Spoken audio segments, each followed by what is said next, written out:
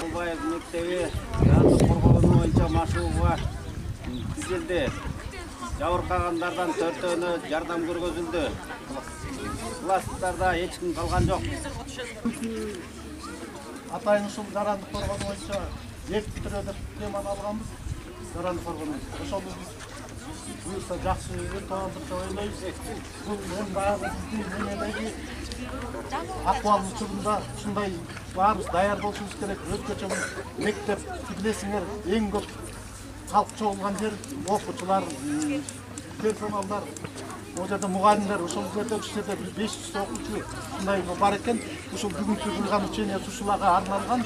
Эми сиздерге чоң рахмат, жакшы өткөрүп бердиңиздер. Ушундай дайын даярда бололу, мындай болбосун. Бир гана бул практика жүзүндө эмес, ушундай иш-чара мындай твердский болсун, рахмат сиздерге.